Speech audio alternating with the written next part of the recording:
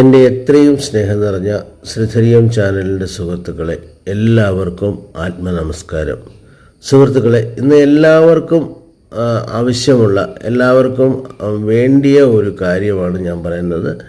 അത് പ്രത്യേകിച്ചും നമ്മുടെ കണ്ണുകെട്ട് അല്ലെ ദൃഷ്ടി അല്ലാന്നുണ്ടെന്നുണ്ടെങ്കിൽ എന്തെങ്കിലും തരത്തിലുള്ള നെഗറ്റീവ് ഇൻഫ്ലുവൻസുകൾ നമ്മളെ ബാധിക്കുന്നുണ്ട്. ചിലപ്പം നമ്മളെ അതായത് പ്രത്യേകിച്ചും മാനസികമായി വീക്കായിട്ടുള്ളവർക്ക്, ചന്ദ്രൻ വീക്കായിട്ടുള്ളവർക്ക് മാന്തി ലഗ്നത്തിലോ ചന്ദ്രൻ്റെ കൂടോ അങ്ങനെയൊക്കെ, അല്ലെങ്കിൽ 5-ാം ഭാവത്തിലോ ഇതൊക്കെ നിൽക്കുമ്പോൾ എന്താണെന്ന് വെച്ച് കഴിഞ്ഞാൽ നമ്മളുടെ മനസ്സിനെ വന്നിട്ട് പെട്ടെന്ന് നെഗറ്റീവ് ഇൻഫ്ലുവൻസുകൾ ബാധിക്കും. അപ്പോൾ ഈ നെഗറ്റീവ് ഇൻഫ്ലുവൻസുകൾ നമ്മളെ ബാധിച്ചു കഴിഞ്ഞാൽ നമ്മളുടെ മാനസിക തലത്തിലും ശാരീരിക തലത്തിലും അത് ചിലപ്പോൾ ബുദ്ധിമുട്ടുകൾ ഉണ്ടാക്കും. ചിലരൊക്കെ പറയുന്നത് കേട്ടില്ല, ഞാനിന്ന് ഒരു ഫംഗ്ഷനിൽ എടുത്തിട്ട് വന്നപ്പം എൻ്റെ ശരീരമൊക്കെ ഭയങ്കര വേദനയാണ്, അതിന് കാരണം എന്താണെന്ന് അറിയില്ല. ഇതൊക്കെ നമ്മൾ സാധാരണ കേട്ടിട്ടുള്ള കാര്യങ്ങളാണ്. അതുപോലെ തന്നെ പലപ്പോഴും പറയാറുണ്ട്, പ്രത്യേകിച്ച് ഈ പെൺകുട്ടികൾക്കൊക്കെ പ്രത്യേകിച്ച് അവരൊക്കെ പറയാറുണ്ട്, ഒരു ബുദ്ധിമുട്ടാണ് ഈ മാനസികമായിട്ടുള്ള ടെൻഷനുകൾ. ഇത് എന്താ കാരണം എന്ന് വെച്ച് കഴിഞ്ഞാൽ മനസ്സ് തന്നെയാണ് കാരണം, അല്ല വേറെ ഒന്നുമല്ല. മനസ്സിനെ നമ്മുടെ ബോധതലത്തിന് ചുറ്റിനുമുള്ള നെഗറ്റീവ് ഇൻഫ്ലുവൻസുകൾ. നെഗറ്റീവ് ഇൻഫ്ലുവൻസ് നമ്മൾ പഴയ കാലത്ത് നമ്മൾ പറയുമായിരുന്നു, അതിൻ്റെ എന്താ പറയുന്നത്, യക്ഷി, ഗന്ധർവൻ, അല്ലെന്നുണ്ടെന്നുണ്ടെങ്കിൽ ചിലതിന് രക്ഷസ്, അങ്ങനെയൊക്കെയുള്ള മൂർത്തികളുടെ നോട്ടം, അങ്ങനെയൊക്കെയുള്ള നെഗറ്റീവ് നോട്ടങ്ങൾ. അതായത് അതുപോലെ തന്നെ മനുഷ്യർ തന്നെ നല്ല ഒരു ആവശ്യമില്ലാതെ ഒരു നല്ലതോ ചീത്തയോ നമ്മളെപ്പറ്റി ഒന്ന് ചിന്തിച്ചാൽ നമുക്കതൊക്കെ ഉണ്ടാകാൻ ചാൻസ് ഉണ്ട്. പ്രത്യേകിച്ച് മാന്തിയുടെ ലഗ്നാതിലുള്ള ഒരു ജാതകമാണെന്നുണ്ടെങ്കിൽ പെട്ടെന്ന് അത് എഫക്റ്റ് ആകും. അതുകൊണ്ട് നമുക്ക് അതിനൊരു പരിഹാരം തേടേണ്ടിയിരിക്കുന്നു. നമ്മുടെ ആചാര്യന്മാർ അതിന് പല തരത്തിലുള്ള പരിഹാരങ്ങൾ പറയുന്നുണ്ട്. എന്നാലും നമ്മൾ നോർമലായിട്ട് നമുക്ക് പെട്ടെന്ന് ചെയ്തെടുക്കാവുന്ന ഒരു കാര്യം എന്താണെന്നറിയാമോ? അങ്ങാടിക്കടയിൽ വെൺകടുക് എന്നൊരു ഐറ്റം കിട്ടും. കടുക് തന്നെയാണ്, പക്ഷേ വെളുത്ത കടുകായിരിക്കും. അത് ആൾമോസ്റ്റ് ഒരുമാതിരി ഡള്ളായിട്ടുണ്ടാകുന്നൊരു കടുകായിരിക്കും. അത് വാങ്ങി വെച്ചേക്കുക. നമുക്ക് എന്തെങ്കിലും തരത്തിലുള്ള ബുദ്ധിമുട്ടുണ്ടെങ്കിൽ അപ്പം തന്നെ ഉപയോഗിക്കാൻ കുഴപ്പമില്ല. അല്ലാന്നുണ്ടെങ്കിൽ ഏതെങ്കിലും ശനിയാഴ്ചയോ കർത്തവാവിൻ്റെ ഉപയോഗിക്കാം. കർത്തവാവ് ഇങ്ങനെയുള്ള ദിവസങ്ങളിൽ നമുക്കതെടുത്ത് വീടിൻ്റെ പടിഞ്ഞാറേ വശത്ത്, അതായത് എന്താ പറയുന്നത്, അവിടെയാണ് ശനി ഭഗവാന്റെ സ്ഥാനം. അത് വീടിൻ്റെ ഒരു വൈകുന്നേര സമയത്ത്, ത്രിസന്ധ്യ സമയത്ത് 6-6:30 കഴിഞ്ഞ് വിളക്ക് വെച്ച ശേഷം നമ്മൾ അവിടെ ഇറങ്ങി നിന്നിട്ട് നമ്മുടെ ശരീരത്തിൻ്റെ വലതുവശത്ത്, അതായത് ചെവി നമ്മളെടുത്തോളൂ, ഫസ്റ്റ് വലത് ചെവിയുടെ അങ്ങനെ ആ ഒരു സൈഡിൽ കൂടെ അങ്ങനെ ശരീരം മുഴുവൻ അങ്ങനെ 3 പ്രാവശ്യം, പിന്നെ ഇടതുവശത്തൂടെ അങ്ങനെ ഒരു 3 പ്രാവശ്യം, പിന്നെ നെറ്റിയിൽ നിന്ന് താഴേക്ക് എടുത്തിട്ട് നമ്മളെ പാദം വരെ തൊട്ട് അങ്ങനെ തിരിച്ചു കൊണ്ടുവന്നിട്ട് അതിൽ വന്നിട്ട് 1 പ്രാവശ്യം ഉച്ഛ്വാസം, നമ്മൾ 3 ഉച്ഛ്വാസമായി ഇടുക. 3 ഇട്ടാൽ നല്ലത്, 1 കുഴപ്പമില്ല. നമ്മൾ ശ്വാസം വലിച്ച് വെളിയിലേക്ക് വിടുന്നില്ലേ. അപ്പം എന്നിട്ട് അത് വന്നിട്ട് നമ്മളൊരു ചിരട്ടയിൽ ഒരു തീ ഇട്ട് വെച്ചിരിക്കണം. അതിലേക്ക് നമ്മൾ ആ കടുക് ഇട്ട് കഴിഞ്ഞാൽ അത് പൊട്ടിക്കോളും, അറിയാമല്ലോ, കടുക് പൊട്ടും.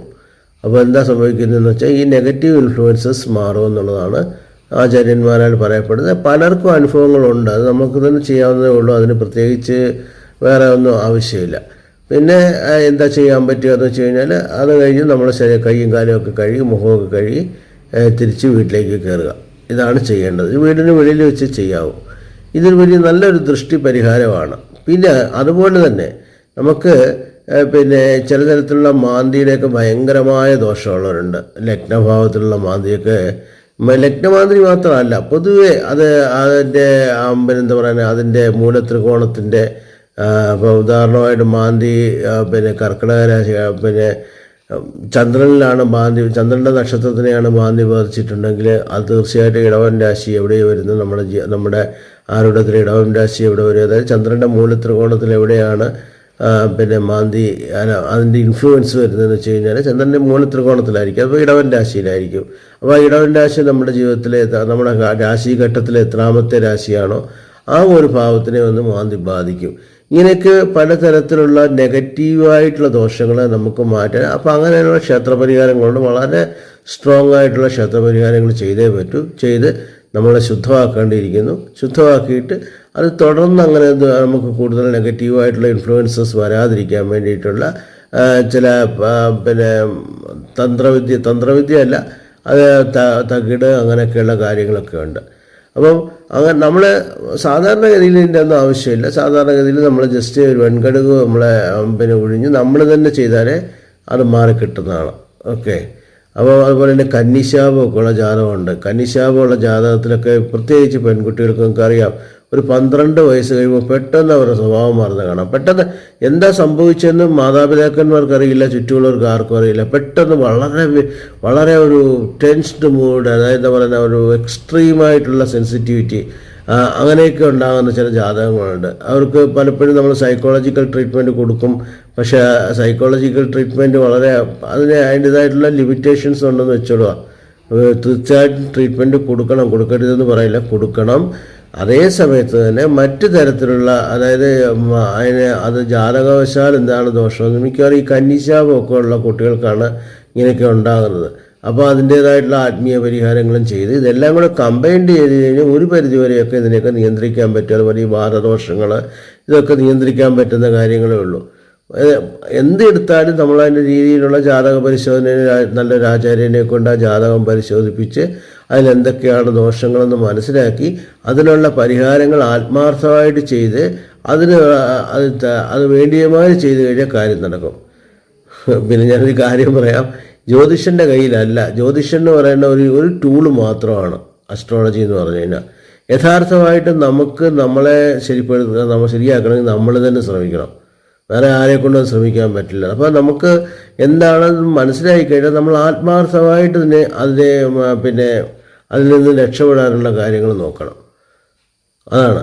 അപ്പോൾ നമ്മളിപ്പോൾ പറഞ്ഞില്ലേ, ഇപ്പോൾ നെഗറ്റീവായിട്ടുള്ള ഒരു ഇൻഫ്ലുവൻസ് നമുക്ക് ഉണ്ടെന്നുണ്ടെങ്കിൽ തീർച്ചയായിട്ടും നമ്മളത് റിമൂവ് ചെയ്തിട്ട് ദൈവത്തിന് മുറുക്കെ പിടിക്കുക. അതിനാണ് നമ്മുടെ മഹാകാളി, കാലഭൈരവർ അങ്ങനെയൊക്കെയുള്ള ദേവതകളെയൊക്കെ ദേവതാ സ്വരൂപങ്ങളെ വെച്ചിരിക്കുന്നത്. അവർ മൂലം തീർച്ചയായിട്ടും മാറ്റാവുന്ന കാര്യങ്ങളാണ് ഇതൊക്കെ. അല്ലാന്നുണ്ടെങ്കിൽ നമുക്കറിയാം, നമ്മുടെ മുസ്ലിം സഹോദരന്മാർ ഓതലിലൂടെയും എല്ലാം തന്നെ ഇതൊക്കെ എന്താണെന്ന് വെച്ച് കഴിഞ്ഞാൽ മനുഷ്യ സമൂഹത്തിന് നല്ലത് ചെയ്യാൻ വേണ്ടിയിട്ട് ആചാര്യന്മാർ നിർമ്മിക്കപ്പെട്ട പല തരത്തിലുള്ള പല മതങ്ങളിലും പല രീതിയിൽ നമ്മളെ രക്ഷപ്പെടുത്താനായിട്ട് ആചാര്യന്മാർ ശ്രമിച്ചിട്ടുണ്ട്. അവരതിന് ഒരു പരിധി വരെ ജയിച്ചിട്ടുമുണ്ട്. ഇന്നത്തെ അത്രയും നമുക്കൊന്ന് മനസ്സിലാക്കി നോക്കിയാൽ ഇന്നത്തെ കുട്ടികൾക്കുള്ള ആ വല്ലാത്ത സൈക്കോളജിക്കൽ ആയിട്ടുള്ള ഇഷ്യൂസ് ഇപ്പോൾ പണ്ട് കാലത്ത് ഉണ്ടായിരുന്നോ? അത് എന്തുകൊണ്ടാണ് ഇല്ലായിരുന്നത്? എന്തായിരിക്കും അതിന് കാരണം? അന്ന് ഇത്രയും നമുക്ക് ജീവിത സാഹചര്യങ്ങളൊക്കെ ഇത്രയും ഇതായിട്ടുണ്ടായിരുന്നു. ഇല്ലാഞ്ഞിട്ട് കൂടി അവർക്ക് നമ്മുടെ പഴയ ആൾക്കാർക്ക് അവർ സന്തോഷമായിട്ടല്ല ജീവിച്ചേ. അപ്പം അതിലെന്താ സംഭവിക്കുന്നതെന്ന് വെച്ച് കഴിഞ്ഞാൽ നമ്മൾ ഒന്നിനെ അക്സെപ്റ്റ് ചെയ്യാൻ നമ്മുടെ മനസ്സ് സമ്മതിക്കുന്നില്ല. നമ്മൾ ആകെ ഒരു കൺഫ്യൂഷനിലാണ്. ജനിച്ചു വീഴുമ്പോൾ ഒരു സൈഡിൽ സയൻസ്, ഒരു സൈഡിലെ ദൈവമില്ല എന്ന് പറയുന്നു, ഒരു സൈഡിൽ ദൈവമേ ഉള്ളെന്ന് പറയുന്നു. എല്ലാത്തിനും ഒരു കൺഫ്യൂഷനാണ്. അപ്പോൾ യഥാർത്ഥം എന്താണെന്ന് മനസ്സിലാക്കി ആ യൂണിവേഴ്സൽ എനർജിയെ പറ്റിയൊക്കെ മനസ്സിലാക്കി അതനുസരിച്ച് നമ്മൾ നമ്മുടേതായിട്ടുള്ള രീതിയിൽ പോയി കഴിഞ്ഞാൽ വളരെ പലതരത്തിലുള്ള ദോഷങ്ങളെ നമുക്ക് കറക്റ്റ് ചെയ്യാൻ പറ്റും. അപ്പോൾ സുഹൃത്തുക്കളെ, ഈ വീഡിയോ ഞാൻ ചുരുക്കുകയാണ്. നിങ്ങളുടെ അനുഗ്രഹങ്ങളും അതുപോലെ നിങ്ങൾക്ക് എന്തെങ്കിലും ആവശ്യമുണ്ടെന്നുണ്ടെങ്കിൽ എൻ്റെ വാട്സപ്പ് മെസ്സേജിൽ അയയ്ക്കുക. ഞാൻ തീർച്ചയായിട്ടും നിങ്ങളെ കോൺടാക്റ്റ് ചെയ്യുന്നതാണ്. നിങ്ങൾക്ക് വേണ്ടിയ ഉപദേശം തരാൻ പറ്റുമെന്ന് ഞാൻ വിശ്വസിക്കുന്നു. നമസ്കാരം.